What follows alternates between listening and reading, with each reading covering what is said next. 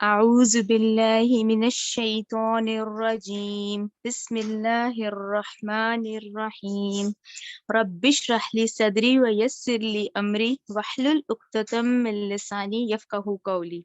اے میرے رب میرا سینہ کھول دے اور میرا کام آسان کر دے اور میری زبان کی گرہ کھول دے تاکہ وہ میری بات سمجھ سکے۔ اللہم ارنا الحق حقا وارزقنا اتباعہ وارنا باطلا باطلا وارزقنا اجتنابہ۔ اے اللہ ہمیں حق کو حق کر دکھا اور اس پر چلنے کی توفیق عطا فرما، اور باطل کو باطل کر دکھا اور اس سے بچنے کی توفیق عطا فرما، آمین۔ آج انشاءاللہ ہم 28 پارے کی سورہ طلاق شروع کریں گے، اور یہ وہی 10 صورتیں ذہن میں رکھیں آپ لوگ کہ یہ ہم مدنی دور میں ہی ہیں۔ اسی طرح جو ہم جوڑے پڑھتے آ رہے ہیں، سورہ طلاق سورہ تحریم، یہ بھی جوڑا ہے، رائٹ؟ سورہ طلاق سورہ تحریم بھی جوڑا ہے۔ اب یہاں جو سب سے اہم نقطہ ہے نا یہاں بات کرنے والا، کہ دیکھیں قرآن میں ہم لوگوں نے دیکھیں احکامات بھی پڑھے ہیں، مکی دور میں بھی ہم رہے، ایمانیات بھی پڑھا۔ پورے قرآن میں یہ جتنا آئلی ہوتا ہے نا، فیملی ٹرمز، جو آئلی قوانین ہوتے ہیں ان کا بہت ذکر ہے، یعنی وہ کاؤنٹلیس ہے، ذرا وہ اس لحاظ سے ہے کہ اب آپ دیکھیں، یہ ترتیب آپ لوگ ضرور لکھیں بلکہ اپنے پاس۔ جب ہم نے قرآن میں جب ہم نے جتنی صورتیں پڑھی ہیں اس میں ہم نے سورہ بقرہ پڑھی، رائٹ؟ سورہ بقرہ میں تفصیل سے کتنے اس پہ ہیں، فیملی پہ، ان پہ کہ بھی طلاق سے ریلیٹڈ ہم نے پڑھے، ہر لحاظ سے پڑھے۔ اچھا سورہ نساء آئی، پھر سورہ نساء کے اندر بھی تمام ہم نے عورتوں کے احکامات اور یہ تمام چیزیں، آئلی فیملی قوانین بہت زیادہ پڑھے، آئلی قوانین کہتے ہیں۔ سورہ بقرہ آپ لوگوں نے پڑھی، پھر سورہ نساء ہم نے پڑھی، پھر سورہ نور ہم نے پڑھی، پھر سورہ احزاب ہم نے پڑھی، پھر سورہ مجادلہ بھی ہم نے اسی طرح کے انداز سے پڑھی کہ بھئی فیملی کے اندر جو ہونے والے مسئلے ہوتے ہیں ان کے سولوشنز۔ اچھا پھر اس کے بعد آج آپ سورہ طلاق پڑھ رہے ہیں، پھر آپ سورہ تحریم بھی اسی سے ریلیٹڈ ہے۔ یہ ساری جو صورتیں ہیں نا، سورہ بقرہ، سورہ نساء، سورہ نور، سورہ احزاب، سورہ مجادلہ، سورہ طلاق، سورہ تحریم، یہ ساری آئلی قوانین پر ہیں۔ یعنی اچھا وہی والی بات، بقرہ نساء میں اور بھی بہت سارے ٹاک ہیں، تو ہم یہ کہیں گے بقرہ اور نساء کے بارے میں کہ اس میں بیشتر حصہ آیات کا، ورنہ سورہ نور دیکھیں، سورہ احزاب دیکھیں، یعنی اس میں اچھی خاصی آیات جو ہیں وہ ساری آئلی قوانین پر ہیں، معاشرتی اقدار پر ہیں۔ یہ پہلا نقطہ کلیئر ہو گیا سورہ طلاق سے پہلے۔ اچھا کہ بھی یہ اس لحاظ سے چلے گی جیسا کہ آئلی قوانین پہ زور دیا گیا ہے۔ اچھا اب یہ زور کیوں دیا گیا ہے، یہ آپ لوگوں کو یاد آ جائے گا کہ جب ہم یہ ڈسکس کرتے ہیں کہ دیکھیں جہاں مرد اللہ کی مخلوق ہے، وہ عورتیں بھی اللہ کی مخلوق ہے، ٹھیک ہے نا؟ وہی مرد کا نطفہ ہے، اس سے بیٹا بھی بن رہا ہے، بیٹی بھی بن رہی، وہی ماں کا رحم ہے جس میں بھائی بھی پرورش پا رہا ہے، بہن بھی پرورش پا رہی ہے، فرق کچھ نہیں، آؤٹ دیکھتے ہیں کوئی فرق نہیں ہے اس میں نا۔ اچھا اسی طرح ایز اے مسلم بھی، چاہے مرد ہے چاہے عورت ہے، دونوں نے نماز پڑھنی ہے اپنی اپنی، دونوں نے روزے رکھنے اپنے اپنے، یہ تمام جو فرائض ہیں حج اپنے اپنے، ٹھیک ہے نا؟ ٹوٹل مرد نے بھی کرنا، عورت نے بھی کرنی ہے، اس میں سب مساوات ہے، ایکول ہے، جو جتنی محنت کرے گا وہ اس کا اجر پائے گا، ٹھیک ہے نا؟ لیکن پھر وہی والی بات، جب یہ مرد اور عورت رشتہ ازدواج میں جب مل جاتے ہیں، جب یہ شادی کا سلسلہ ہوتا ہے، نکاح میں بن جاتے ہیں، پھر وہاں پر اب آپ لوگ یاد رکھیں سورہ بقرہ 228 سورہ بقرہ، جہاں پھر اللہ تعالیٰ نے کہا اب شوہر اور بیوی میں شوہر کا ایک درجہ زیادہ ہے، وہاں پر مرد کا، کیوں؟ کیونکہ بیوی اور شوہر کے معاملے میں وہاں اللہ نے مرد کا پھر ایک درجہ زیادہ رکھا ہے، جو کہ آپ لوگ سورہ بقرہ 228 میں پڑھ کر آئے ہیں، ٹھیک ہے نا؟ اچھا پھر ہمیں اس کا جواب بھی ملا کہ وہ اللہ تعالیٰ نے کیوں رکھا ہے، یعنی اس کا جواب پھر ہمیں ملا سورہ نساء 34 میں۔ یہ تو آپ لوگ پکا یاد رکھ لیں کہ ظاہری بات ہے کہ یہ اللہ کا حکم ہے کہ مردوں کا اللہ نے عورتوں سے ایک درجہ زیادہ رکھا ہے، بقرہ 228 اور کیوں رکھا ہے سورہ نساء 34 کہ اللہ تعالیٰ نے کہا کیونکہ وہ اپنے مالوں میں سے خرچ کرتے ہیں، کہ اللہ تعالیٰ نے یہ ذمہ داری ڈالی ہے مرد پہ۔ اچھا یہاں پر پھر ایک نان و نفقہ آ جاتا ہے ایک بیوی کا، کہ ظاہر ایک مرد جب شادی کرتا ہے تو وہ ایک ذمہ داری سے کرتا ہے۔ اچھا نان و نفقے کے اندر جب ہم تفسیر آتی ہے تو اس میں آتا ہے کھانا پینا، لباس اور رہائش، کھانا پینا لباس رہائش، یہ اس کی ذمہ داری ہوتی ہے، یعنی کہ جب وہ یہ شادی ہوتی ہے تو اس میں نان و نفقے کی جو اس کی ذمہ داری وہ لیتا ہے، اس میں کھانا پینا لباس اور اس کی رہائش بیوی کی، ٹھیک ہے نا؟ تو اس طرح سے یہ دیکھیں کتنا اہم ہے۔ اب یہ اس لیے بہت اہم ہے کہ یہ پورے معاشرے کا سب سے اہم یونٹ ہے، یہ جو میاں بیوی کا رشتہ ہے، یہ جتنا اچھا چلتا رہتا ہے اتنے ہی وہ آگے اولاد بھی اچھی چلتی ہے۔ جب اس جھگڑے میں اور اس رشتے میں فساد، لڑائی جھگڑا، تلخی، پھر کیا ہے، پھر دیکھیں اس کی پھر حد بتا دی گئی ہے۔ اب اس کی حد پھر یہی ہے کہ بھئی اب یہ سچویشن آ گئی ہے کہ اب اتنی تلخیاں بڑھ گئی ہیں، تو پھر ٹھیک ہے، پھر اس سچویشن میں پھر ایک آپشن دے دیا گیا جو کہ حلال ہے، کہ پھر وہ طلاق کے بارے میں پھر احکامات آئے ہیں۔ اچھا، طلاق کے احکامات آپ لوگ یاد رکھیں، آپ لوگ ڈیٹیل سے پڑھ کے آئے ہیں ہم لوگ سورہ بقرہ میں، میرے خیال سے جتنا ڈیٹیل سے ہے، سورہ نساء میں آپ لوگ ڈیٹیل سے، حتیٰ کہ آپ کو یاد ہوگا ہم نے وہ سرکش عورتیں، سرکش مرد، پورا ڈیٹیل سے، یہ آپ سمجھیں آج آپ سمری پڑھیں گے، یعنی کہ اب آپ پڑھتے چلے جائیں اور ذہن میں بقرہ اور نساء لاتے رہیں اس طرح سے۔ یہ نوٹس میں نے اسی لیے لگایا آپ لوگوں کی یاد دہانی کے لیے، جب میں آیتیں پڑھوں گی نا وہ آپ لوگوں کو کلیئر ہو جائیں گی، ٹھیک ہے نا، کیونکہ ہم بقرہ نساء میں بہت ڈیٹیل سے پڑھ کر آئے ہیں، اور یہ پورا یہ بیسکلی ذہن میں رکھیں سارے نقطے، کہ یہ رشتہ جو ہے وہ بہت اہم رشتہ ہے، یعنی میاں بیوی کے رشتے پہ جو آیات ہیں وہ میکسیمم آیات ہیں قرآن میں، کیونکہ یہ یونٹ جب مضبوط ہوتا ہے تو سارا معاشرہ مضبوط ہوتا ہے، جب اس میں فساد آتا ہے تو سارے میں خرابی آتی ہے، آگے اولاد تک میں پھر خرابی جاتی ہے، ٹھیک ہے۔ چلیں یہ طلاق کے احکامات پہ ایک بار احکامات ریوائز کر لیتے ہیں ذرا ہم، ٹھیک ہے۔ نبی کریم صلی اللہ علیہ وآلہ وسلم کا فرمان ہے، حلال چیزوں میں اللہ تعالیٰ کے نزدیک سب سے ناپسندیدہ طلاق ہے، ٹھیک ہے، ابو داؤد کی حدیث ہے 2178۔ اچھا، اب طلاق دینے کے بھی شرعی طریقہ ہے، یہ پھر ذہن میں لائیں، دور جاہلیت میں کیا تھا، 100 دفعہ دے دیتے اور 100 دفعہ رجوع کر لیتے تھے، ٹھیک ہے نا، 100 شادیاں کر لی، 100 وہ کر لیا، کوئی لمٹ نہیں رکھی ہوئی تھی، تو پھر یہ خوبصورت احکامات آئے، اللہ تعالیٰ کی طرف سے یہ آرڈرز آئے کہ اس کا بھی شرعی طریقہ ہے، طلاق دینے کے شرعی طریقے آئے، جو کہ آپ لوگ بقرہ اور نساء میں پڑھ رہے ہیں ہم۔ اچھا، شرعی طریقے میں نمبر 1 کیا ہے کہ پاکی کی حالت میں دیا جائے، یعنی اہم نقطہ یہ ہے کہ یہ دیکھا جائے کہ عورت پاک ہے اس وقت دی جائے۔ طلاق کے لیے 2 عادل گواہوں کی موجودگی ضروری ہے، ٹھیک ہے، 2 عدل کرنے والے عادل، ٹھیک ہے۔ اچھا، شوہر صرف ایک بار کہے میں نے تجھے طلاق دی تو اب عورت کو عدت کرنی ہے، اس نے ایک دفعہ کہہ دیا، ٹھیک ہے نا، ابھی پہلی دی ہے، جو کہ دیکھیں پراپر ہے، اب اس میں سارا ذہن میں رکھیں، یہ جو آج کل ہو رہا ہے یہ ایک پراپر طریقہ ہے جو ہمیں قرآن گائیڈ کرتا ہے کہ صرف ایک دفعہ دو، ایک دفعہ دو، اب وہ جو عورت ہے وہ وہاں پھر کیا ہے، وہ عدت گزارے گی۔ اب وہ جو عدت کا ڈیوریشن ہے، یہ وہی والی بات ہے کہ عدت کے اندر وہ عورت نکاح نہیں کر سکتی کسی اور مرد سے، یہ عدت کا ٹائم پیریڈ کو عدت اسی لیے کہا جاتا ہے کہ اب یہ وقت وہ گزارے، کیونکہ اس آدمی نے اپنے منہ سے طلاق کا کہہ دیا ہے، تو اب وہ عدت گزارے گی۔ اب عدت کتنی گزارے گی؟ 3 ماہ، 3 حیض، 3 طہر، صحیح ہے نا، اب 3 ماہ کے اندر آٹومیٹک 3 حیض بھی آ گئے، پیریڈز کا ٹائم، اور 3 طہر بھی آ گئے کہ وہ جو پاک ہوتی ہے، ٹھیک ہے۔ اچھا، عدت کے دوران مرد رجوع کر سکتا ہے، ٹھیک ہے، ابھی عدت چل رہی ہے اور پہلی ہی طلاق دی ہے تو اس میں مرد رجوع کر سکتا ہے، رجوع 2 گواہوں کی موجودگی میں کیا جائے گا، ٹھیک ہے نا۔ اچھا، رجوع نہ کرنے کی صورت میں عدت گزرتے ہی عورت جو ہے وہ مرد سے جدا ہو جائے گی، کلیئر ہو گیا نا، کہ پہلی طلاق دی، عدت گزر گئی، اب 3 مہینے گزر کے مرد نے رجوع نہیں کیا، اچھا اب جب نہیں کیا وہ جدا تو ہو گئے، لیکن ابھی کیونکہ یہ طلاق رجعی کہلائی جاتی ہے کہ ابھی پہلی ہی دی تھی، تو اس میں اللہ نے عورت کو پھر یہ اختیار دیا ہے کہ وہ دوبارہ سابق شوہر سے نکاح ثانی کر سکتی ہے، کلیئر ہو گیا نا، کیونکہ ابھی رجی ہے نا، ابھی تو پہلی دی تھی، 3 مہینے گزرے، ٹھیک ہے، بعد میں احساس ہو گیا کہ نہیں یہ غلط فیصلہ ہے، وہاں پھر اللہ نے یہ اختیار دیا کہ ٹھیک ہے وہ عورت جو ہے وہ نکاح ثانی اسی شوہر سے، کیونکہ ابھی رجعی ہے۔ اچھا، پھر 1-2 سال گزرے، پھر کوئی لڑائی ہو گئی، پھر اس کے بعد شوہر نے حالت طہر میں پھر طلاق دے دی، اب یہ دوسری ہے، اب دوسری کے بعد پھر وہی 3 ماہ، 3 حیض، 3 طہر، تینوں آ گئے، ابھی یہ پھر کیونکہ دوسری ہے تو پھر طلاق رجعی ہی کہلائی جائے گی، کہ ظاہری کی بات ہے ابھی پھر وہ رجوع کر سکتے ہیں، اس کے پھر کچھ سال بعد پھر طلاق ہو گئی، اب یہ تیسری جو ہے یہ طلاق بائن کہلائی جاتی ہے، یہ تیسری اور فائنل طلاق ہے، ٹھیک ہے نا۔ یہ تینوں ہی اب بالکل ایسے آپ کو لگے گا جیسے کہ ہم پورا اس کو سمرائز نہیں کر دیتے، اب یہ آیات فاسٹ چلیں گی جس میں اب آپ لوگ ذہن میں یہ والی ترتیب ذہن میں رکھیں، بقرہ میں یہ بہت تفصیل سے ہم پڑھ کر آئے ہیں، یہ نوٹس ہیں ہی بقرہ والے اس میں، کیونکہ اس میں ایک ایک آیت میں چلا تھا یہ، ٹھیک ہے۔ اچھا، اس میں پھر سب سے اہم جو بات بتائی گئی ہے جس میں فوکس ہوگا کہ وہ جو 3 مہینے وہ گزارتی ہے، اس کی شرط ہے کہ اللہ تعالیٰ نے کہا اس کو اپنے گھر میں رکھو تاکہ تم لوگ مل سکو، تاکہ یہ نہ ہو کہ یہ بات لمبی ہو جائے، بلکہ اس کی کیا حکمت ہے کہ وہ 3 مہینے کی عدت بھی اپنے شوہر کے ہی گھر میں گزارے، ٹھیک ہے، جب تک طلاق رجعی ہے، ٹھیک ہے۔ اور باقی وہ تو 2 اہم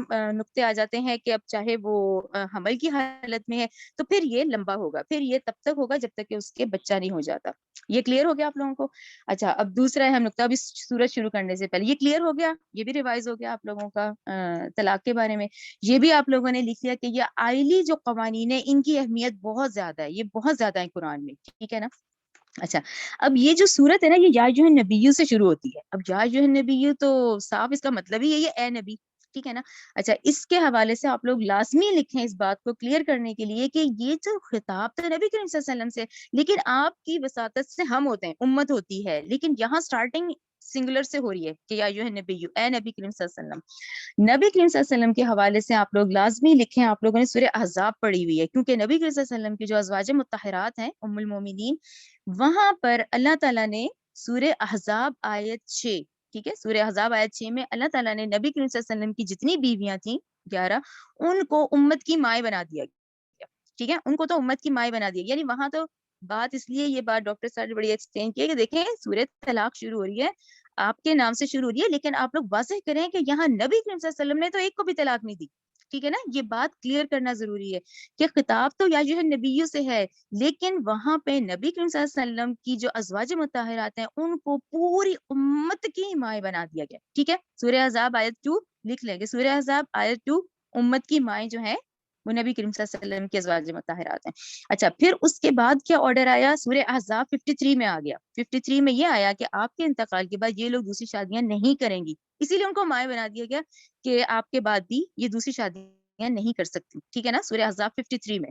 اچھا پھر اس کے بعد سورہ احزاب 50 آتی ہے. سورہ احزاب 50 میں پھر یہ بات واضح کر دی گئی کہ جتنے مومنین ہیں، جتنے مرد ہیں، مومن مرد جو ہیں، مومن مرد، وہ 4 کی اجازت ان کو دی گئی ہے، لیکن آپ صلی اللہ علیہ وسلم کو اس لیے 4 سے زیادہ کی اجازت دی گئی کیونکہ آپ کا مشن بہت بڑا تھا. ٹھیک ہے نا، یہ سورہ احزاب کی آیات ہی ہیں ساری. سورہ احزاب آیت 6، سورہ احزاب آیت 53، سورہ احزاب آیت 50. تو یہ بات ہمیں اپنے رسول کے لحاظ سے کلیئر ہو جاتی ہے کہ آپ کی بیویاں امت کی مائیں ہو گئیں. ان کے بعد حکم نہیں تھا کہ آپ کے انتقال کے بعد وہ شادیاں کرتی، اور پھر اس کے بعد اگر آپ نے 4 سے زیادہ کی بھی ہیں تو اس میں حکمت تھی. ٹھیک ہے، وہ اجازت صرف آپ صلی اللہ علیہ وسلم کو تھی، آگے جتنے مومن ہیں ان کو پھر وہی 4 سے زیادہ کی اجازت نہیں ہے. یہ آپ لوگوں کو کلیئر ہو گیا؟ چلیے اب سورت شروع کرتے ہیں. چلیں، اعوذ باللہ من الشیطان الرجیم، بسم اللہ الرحمن الرحیم. یا ایھا النبی، اے نبی کریم صلی اللہ علیہ وآلہ وسلم. یہاں آپ لوگ بریکٹ میں واحد لکھ لیں کہ سٹارٹنگ واحد سے ہے، لیکن جب اگلا ہی آیت کا حصہ ہے نا اذا طلقتم، تو یہ جمع کا صیغہ ہے. یہ جو تے میم تم آ گیا نا، اب یہ سب کی بات کی جا رہی ہے. تو یہ بات کلیئر ہو جاتی ہے کہ اے نبی کریم صلی اللہ علیہ وسلم، اذا طلقتم، جب تم طلاق دو نساء، عورتوں کو یعنی بیویوں کو.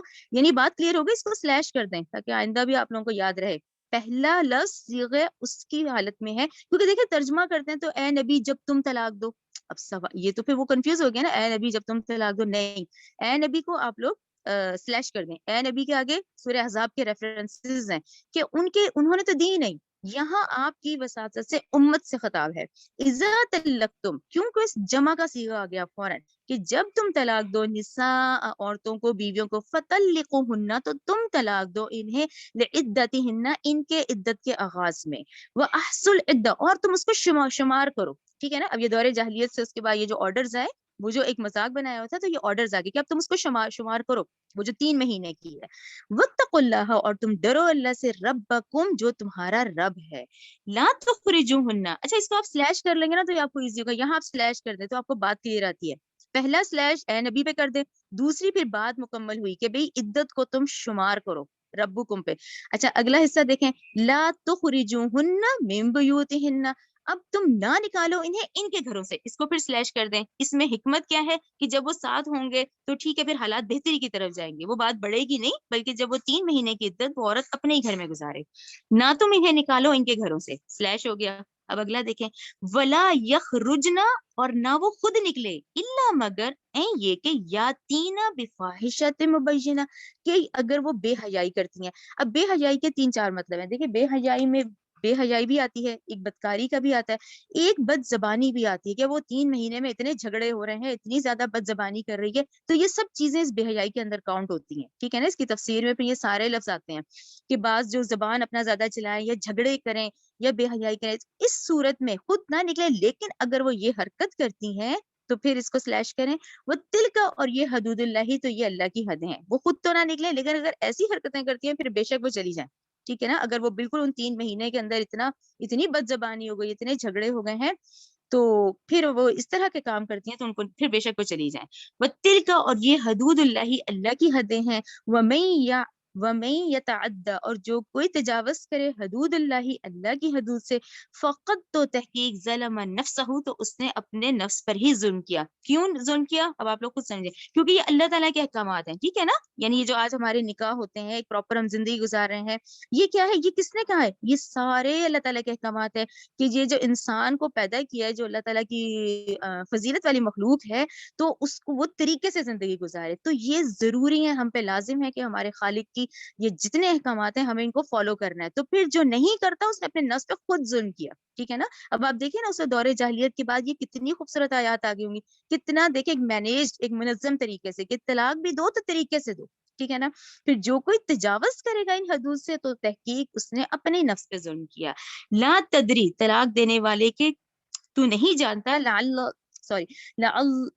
اللہ شاید کہ اللہ یحدث پیدا کر دے بعد میں ذالک اس طلاق کے امرن کو نئی بات, ٹھیک ہے. اچھا یہاں پر آیت نمبر 1 میں نا یہ ایک حدیث ہے, وہ یہ اسی میں احسن بیان میں ہی ہے. حضرت ابن عمر نے حیض کی حالت میں اپنی بیوی کو طلاق دے دی تو رسول اللہ صلی اللہ علیہ وسلم غضبناک ہوئے اور انہیں اس سے رجوع کرنے کا حکم دیا کہ حالت طہر میں طلاق دینا, اور اس کے لیے آپ نے اسی آیت سے استدلال فرمایا. یہ آیت نمبر 1 کے حوالے سے ہی ہے, کیونکہ اس میں سارا یہی ہے کہ پہلے تو حالت طہر میں تو, اور پھر اس کے بعد ان کو گھر سے بھی مت نکالو, لیکن کون سی کنڈیشن ہے, رجی والی ہے, ٹھیک ہے, جو بھی ہم نے پڑھی ہے. آیت نمبر 2 دیکھیں.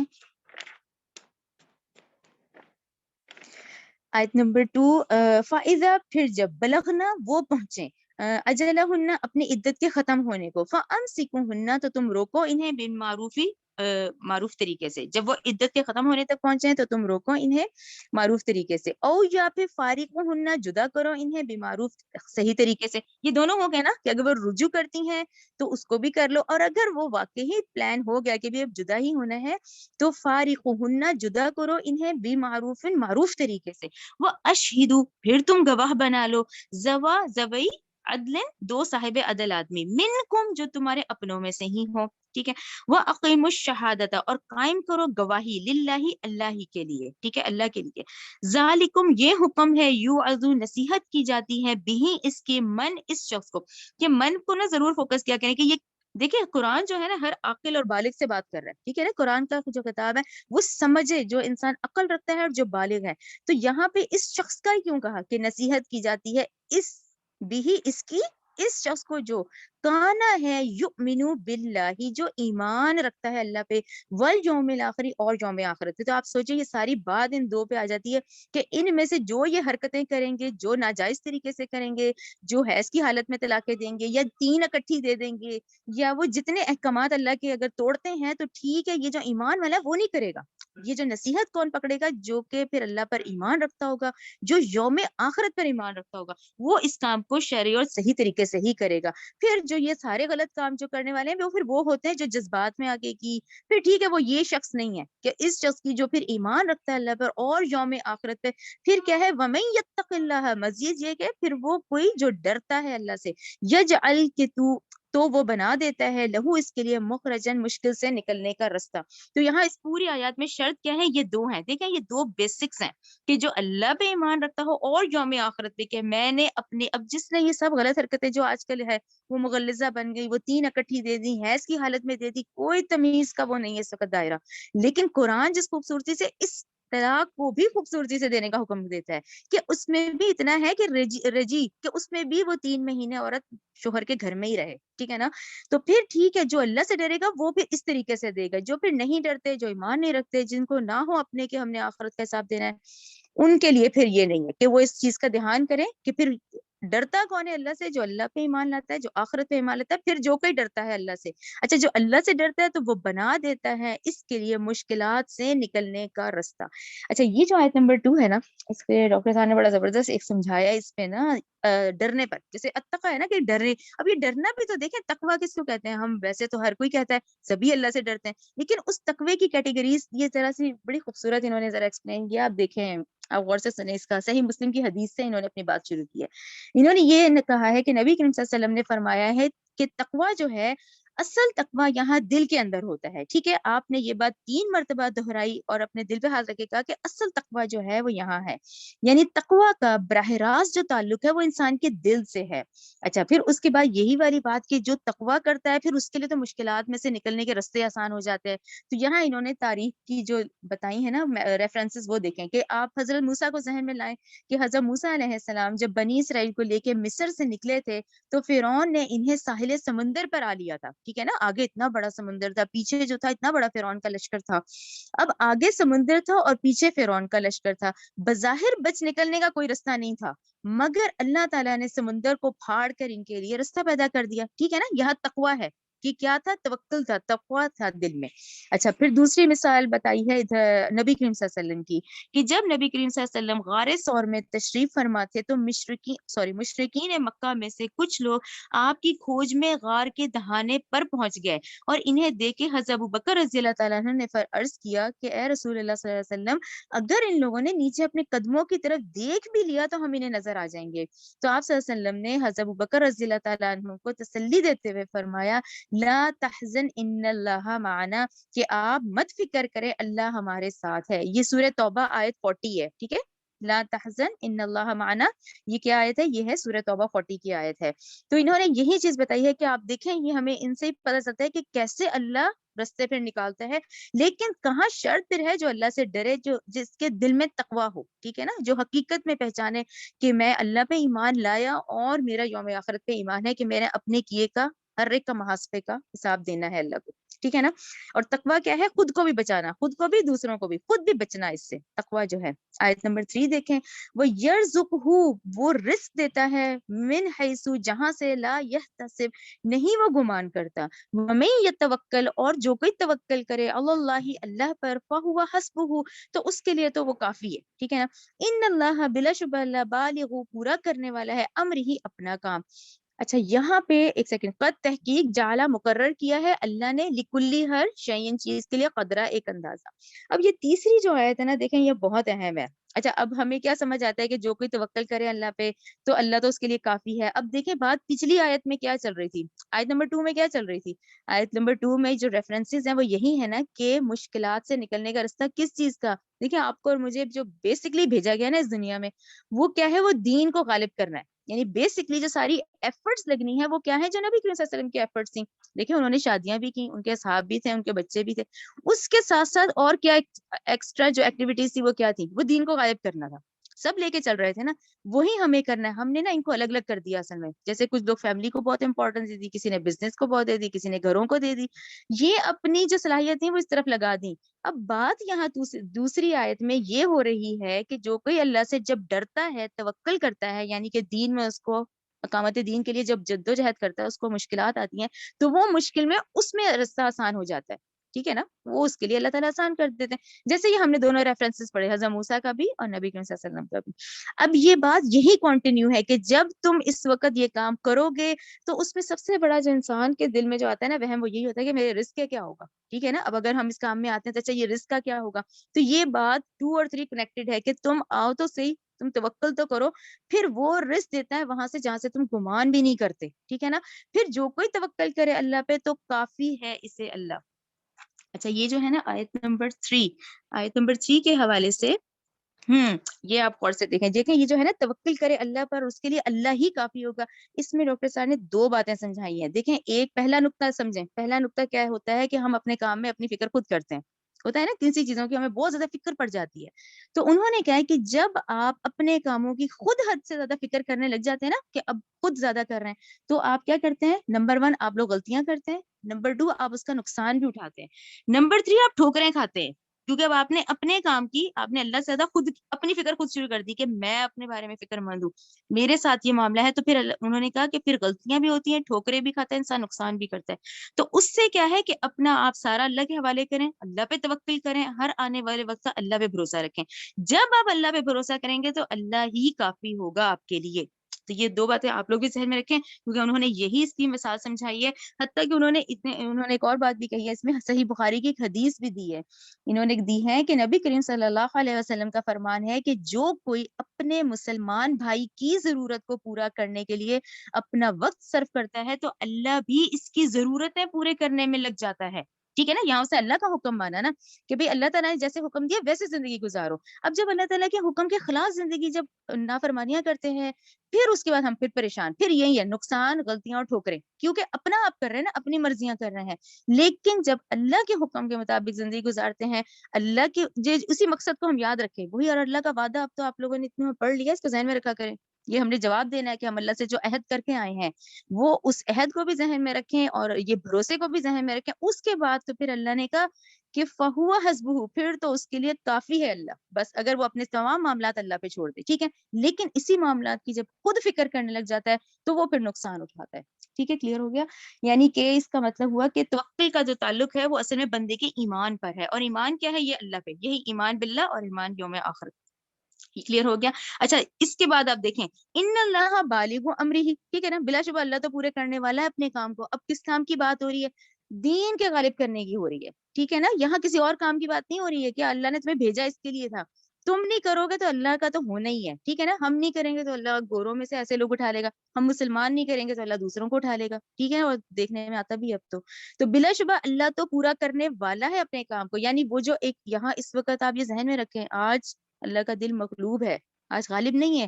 یعنی ہم جس دور میں اس پہ مغلوب ہے، تو ایک وقت آنا ہے کہ وہ کہتے ہیں نہیں، وہ حدیث جو آ جاتی ہے کہ بالکل خیمے میں، گھروں میں، گارے والے گھروں میں بھی اللہ کے دین کو پہنچنا ہے. کیوں؟ اس کی کوششیں کریں گے تو وہی ہوگا. ابھی کوششیں جب دنیا کو مانے کی ہوگی تو پھر اس فوکس پہ تو ہم آئے ہی نہیں نا کہ ہمیں بھیجا کس لیے گیا تھا دنیا میں. تو یہ اللہ تعالیٰ نے کہا کہ اس کے لیے اللہ کافی ہے، اور بلا شبہ اللہ تو پورا کرنے والا ہے اپنے کام کو کہ جس مقصد سے اس نے تمہیں بھیجا ہے. ٹھیک ہے نا، یہ جو ضروریات زندگی ہے یہ تو جسٹ فیول تھا، ہم اس کے پیچھے خود پڑ گئے. یہ تو صرف ہماری زندگی گزارنے کے لیے تھا کہ بھئی اب ٹھیک ہے یہ انسان ہے، اس کی ضروریات ہیں. ہم نے ان ضروریات کو خدا بنا لیا کہ وہ ہمارے معبود ہی بن گئے، کہ ہمیں لگا ہم ان کے بغیر رہ ہی نہیں سکتے. وہاں سے پھر پریشانی، نقصان، ٹھوکریں لے لی. ٹھیک ہے نا، تو یہ اللہ نے کہا بلا شبہ اللہ تو پورا کرنے والا ہے اپنا کام، یعنی اللہ کے دین کو تو غالب ہونا ہے. قد تحقیق جعل، مقرر کیا ہے اللہ نے، لکل، ہر چیز کے لیے، کلی شیء، ہر چیز کے لیے ایک اندازہ. اب یہ اندازہ کیا ہے؟ یہ ہر کوئی اپنے اپنے طور پہ فیس کرے گا. کسی کو کوئی مشکلات آئیں گی، کسی کو کوئی ہوں گی. یہ ہر ایک اندازے کے مطابق ہے. ٹھیک ہے نا، یہ اللہ نے مقرر کیے ہوئے ہیں کہ اب کس وقت میں کتنی مشکلات آنی ہے، کیا کیا کس نے فیس کرنا ہے، یہ اندازے ہیں. آیت نمبر 4 دیکھیں، واللائی، اور وہ عورتیں، یا اسنا مایوس ہو گئیں، من المحیض، حیض سے. اچھا، یہ پھر دوبارہ ٹاپک پہ آ جائیں. ٹھیک ہے نا، کہ وہ عورتیں جو مایوس ہو گئی حیض سے، من نسائکم، تمہاری متعلقہ عورتوں سے. ٹھیک ہے، وہ طلاق یافتہ عورتیں جو کہ اب حیض سے مایوس ہیں. کون سی ہیں یہ آپ لوگ لکھ لیں؟ عمر رسیدہ، بہت بوڑھی خواتین جن کے حیض ختم ہو جاتے ہیں، پیریڈز ختم ہو جاتے ہیں. وہ عورتیں مایوس ہو گئی حیض سے جو تمہاری متعلقہ عورتوں میں سے، تب تم، اگر تم شک میں پڑو، فعدتہن ثلاثۃ اشہر، تو ان کی عدت ہے 3 مہینے. ٹھیک ہے، یہ خواتین جو ہیں ان کی عدت کیا ہے؟ 3 مہینے کی ہے. واللائی لم یحدن، اچھا اسی طرح وہ بچیاں جو کہ ابھی بالغہ ہی نہیں ہوئی تھیں. اب یہ وہی سب سے بڑی اس کا ہوتا ہے جن کے بچپن میں نکاح ہو گئے یا چھوٹی عمر میں ہو گئے کہ ابھی وہ حیض نہیں آئے تھے، تو ان کے اور یہ عمر رسیدہ عورتوں کے، ان کے کیا ہے؟ اللہ تعالیٰ نے کہا کہ اگر تم شک میں پڑو تو بہتر ہے کہ ان کی 3 مہینے کی عدت ہے. تو ان کی عدت ہے 3 ماہ کی. وَأُولَاتُ، اور اب یہ دیکھیں، وَأُولَاتُ الْأَحْمَالِ، اور جو حاملہ عورتیں ہیں، اجلہن، ان کی عدت جو ہے، این یدعن حملہن، یہ کہ وہ جن لیں اپنا حمل. ٹھیک ہے نا، اب آپ دیکھیں یہاں بھی اسلام کتنی خوبصورتی سے کہ بھئی وہ عورت کو جتنی ضرورت ہوتی ہے اس کو پیسوں کی بھی ضرورت ہوتی ہے، اس کو سکون اور گھر بھی چاہیے ہوتا ہے. تو پھر اللہ نے کہا کہ ان کی عدت تو پھر حمل تک ہے، کہ وہ حمل تک رہیں. وہ جو حاملہ عورتیں ہیں ان کی عدت یہ کہ وہ جن لیں اپنا حمل. وَمَن يَتَّقِ اللَّهَ، اور جو کوئی ڈرتا ہے اللہ سے، یجعل، تو وہ بنا دیتا ہے، لہو، اس کے لیے، من امرہ یسرا، اس کے کام میں آسانی.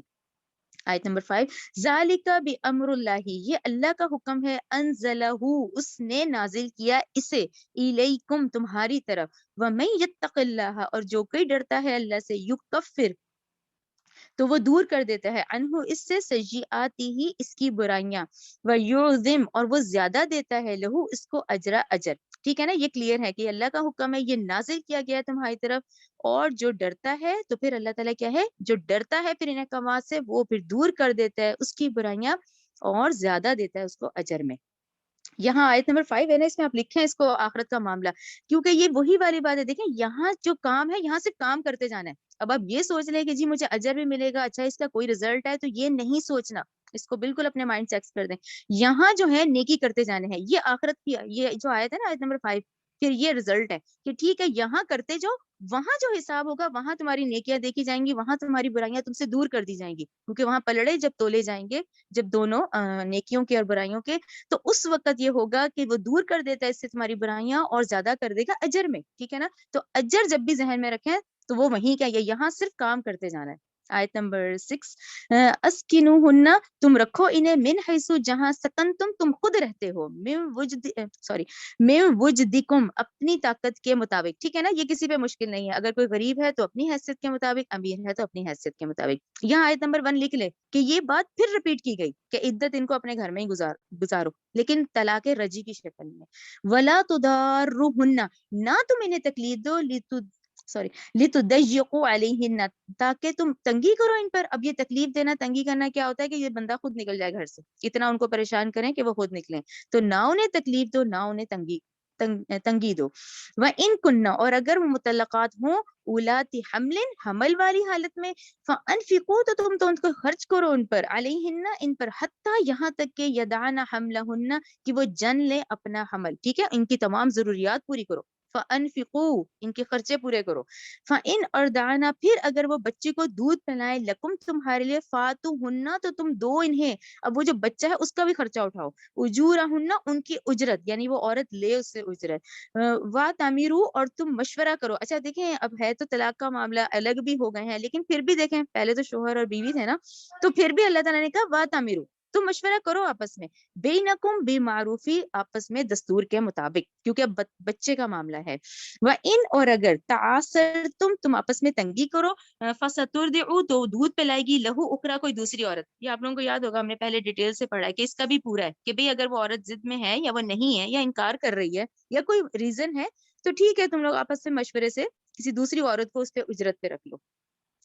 لیونفق, اور یہ آپ لوگوں کے ذہن میں آ جائے گا. دیکھیں یہ جو آج کل یہ جو ہے دودھ کے ڈبے, یہ آج کا دور ہے, ورنہ اس سے پہلے تو وہ لازمی ہوتا تھا کہ جیسے ہی بچے کا دیکھیں پیدائش ہوتی تھی تو 2 سال دیکھیں ہر ماں نے دودھ پلانا ہوتا تھا. تو یہ وہی چیز ہے کہ اس وقت پھر وہی احکامات ہیں کہ ٹھیک ہے ایسی سچویشن ہے تو دوسری عورت سے پلاؤ پھر, اور اس کو بھی اجرت دو. پھر لیونفق, چاہیے کہ خرچ کرے, ذو ساعت, صاحب وسعت, من ساعت ہی, اپنی وسعت کے مطابق. ٹھیک ہے نا, وہ پورا جس نے اس کو اللہ نے دی ہے وہ اتنا ہی کرے, یہ نہیں کہ اس پہ ہلکا کرے یا اس کو کم دے, بلکہ اپنی وسعت کے مطابق صاحب وسعت جو ہے خرچ کرے.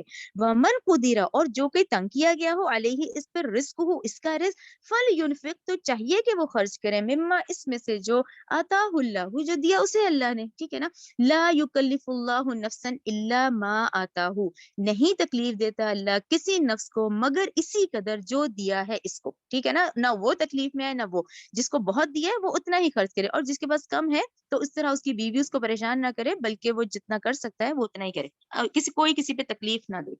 اچھا, اس کے بعد آیت نمبر, ہاں سوری, سیجعل, ان قریب کر دے گا اللہ, بعد عسر یسرا, تنگی کے بعد آسانی.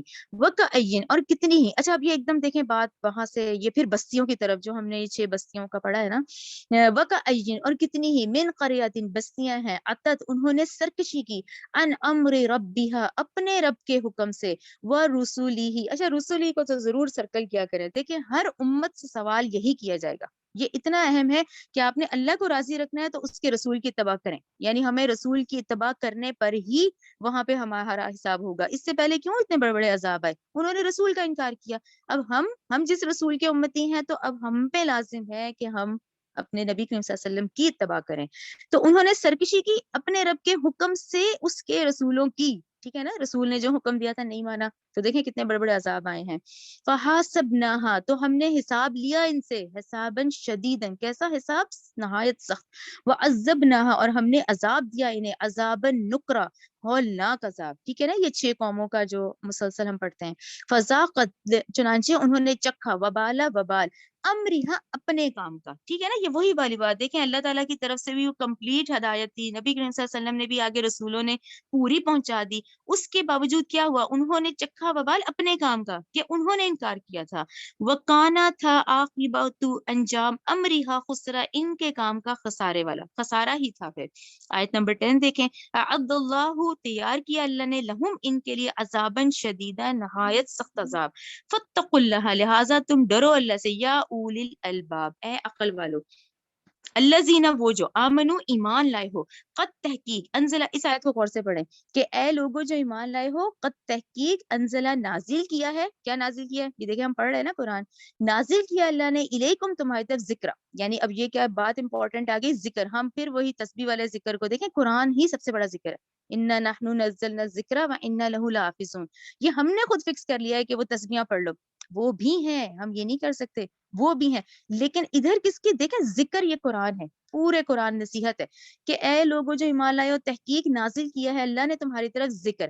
اچھا، اگلی آیت پھر بہت اہم ہے، اس ذکر کی وضاحت ہے. سمجھ لیں جو 10 میں تو کہا ہے نا کہ بھئی یہ نازل کیا گیا، اب اس ذکر کی وضاحت کی گئی ہے. آیت نمبر 11 میں اگر آپ لوگ لکھ لیں نا ذکر کی وضاحت تو یہ کلیئر ہو جاتا ہے. رسولن، ٹھیک ہے، رسولن یعنی رسول، یتلو، وہ تلاوت کرتا ہے، علیکم، تم پر، آیات اللہ، اللہ کی آیتیں، مبینات، واضح، لیخرج، تاکہ وہ نکالے، الذین، ان لوگوں کو جو، آمنو، ایمان لائے، وعاملوا الصالحات، اور انہوں نے کیے عمل، کون سے عمل؟ نیک عمل کیے، من الظلمات الی النور. یہ پھر آپ ذہن میں رکھیں، ظلمات، گناہ بہت زیادہ ہے دنیا میں، اندھیرا بھرا پڑا ہے، لیکن نور ایک ہی ہے. نور دیکھیں سنگلر ہے، ورنہ نور کی جمع انوار ہوتی ہے نا. نور پورے قرآن میں یہ ایک ہی آپ کو سنگلر میں ملے گا. ظلمات، اندھیرے، یعنی انہوں نے، جنہوں نے نیک عمل کیا ان کو اللہ نے کیا، سوری، تاکہ نکالے ان لوگوں کو جو ایمان لائے اور انہوں نے کیے نیک عمل، ان کو نکالے اندھیروں سے نور کی طرف. ٹھیک ہے نا. یہاں پہ آپ لوگ تھوڑا سا رکیں، یہ نا ڈاکٹر صاحب نے بڑا اچھا اس کو ایکسپلین کیا.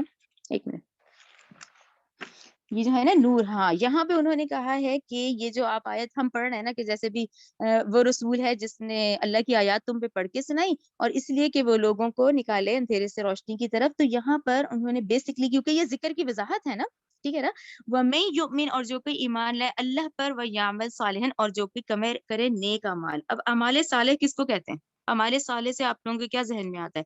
اعمال صالح پہ یہ نا سارا مدار، ہم بھی تو یہی کہتے ہیں نا کہ اعمال صالح وہاں کاؤنٹ کیے جائیں گے. اچھا، اعمال صالح پہ سب سے پہلے انہوں نے مکی دور کی مثال دی ہے. مکی دور میں کیا تھا؟ مکی دور کے سابقون الاولون ہیں وہ لوگ.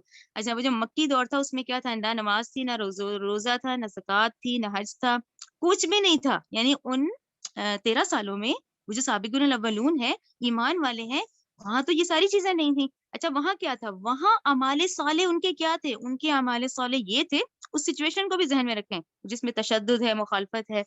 وہاں اعمال صالح یہ تھے کہ وہ ایمان کی دعوت دیں، یعنی اتنے حالات میں بھی انہوں نے ایمان کی دعوت دی. پھر اس کے بعد جو رستے میں تکلیفیں انہوں نے برداشت کی اور جو آزمائشیں ان پر آئیں وہ اس پہ ثابت قدم رہے. ٹھیک ہو گیا نا. پہلے وہ ایمان کی دعوت دیتے رہے چاہے اتنی مخالفت تھی، اس میں انہوں نے جتنی تکلیفیں تھیں وہ برداشت کی. تیسرا، پھر وہ اس پہ ثابت قدم بھی رہے، تو وہ ان کے اعمال صالح وہ کاؤنٹ ہوتے ہیں، حالانکہ وہاں کوئی احکامات نہیں تھے.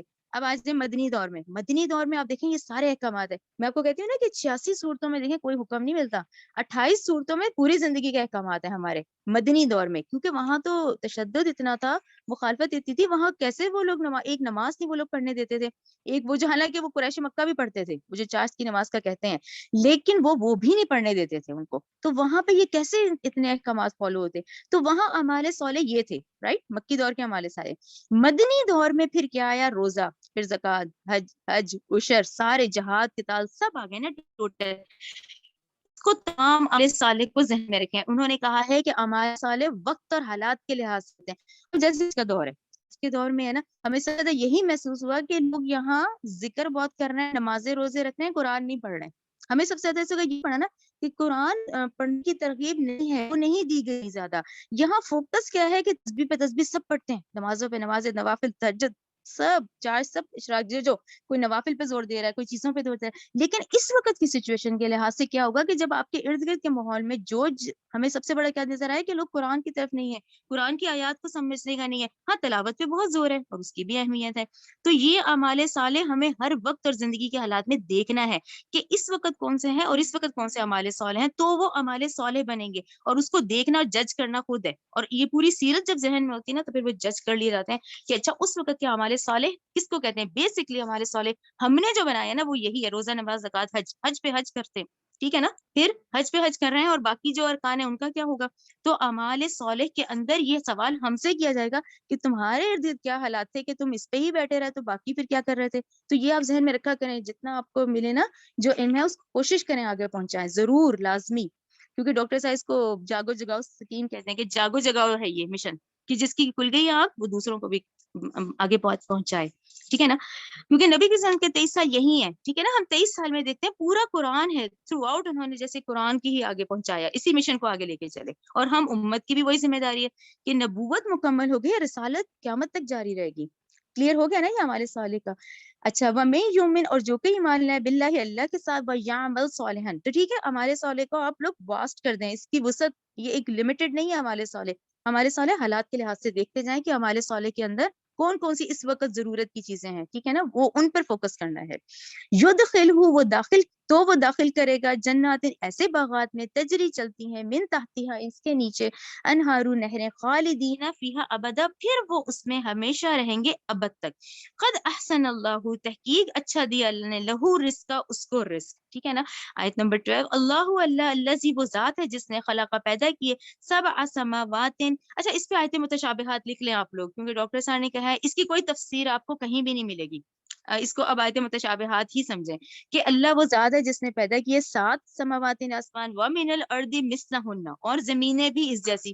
تو آیت سے تو لگتا ہے کہ 7 ہوں گی لیکن دونوں متشابہات ہیں، نہ آج تک کبھی 7 آسمانوں کا پتہ ہے نہ زمین کا. تو اس کو آیت متشابہات نہیں رکھیں، اس کا صرف ہم ترجمہ کریں گے، ٹھیک ہے نا. یتنزل الامر نازل ہوتا ہے اس کا حکم بینہن ان کے درمیان. یہ کون سی ہے؟ سورہ سجدہ آیت 5 رائٹ. سورہ سجدہ آیت 5 نہیں ہے جس میں ہے کہ وہ جو 1000 سال کی پلاننگ کر دی جاتی ہے، وہ 1000 سال جب ہم لوگ کے پوری پلان کر کے پھر وہ فرشتوں کو دے دیے جاتے ہیں ان کی امپلیمنٹیشن کے لیے. تو یہ سورہ سجدہ آیت 5 میں ہے. یہ لِتَعْلَمُوا تاکہ تم جان لو ان اللہ بلا شبہ اللہ اللہ اوپر کلی ہر شعین قدیر، اللہ تعالیٰ خوب قادر ہے. یہ صفات ہے یعنی اس میں ایک صفت کون سی بتائی کہ قدیر ہے، خوب قادر ہے.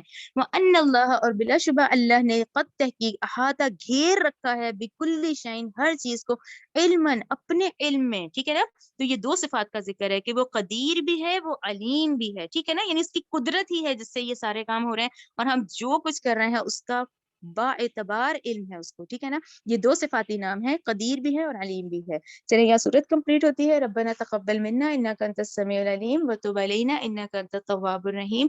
سبحانک اللہم وبحمدک اشہد ان لا الہ الا انت استغفرک واتوب الیک.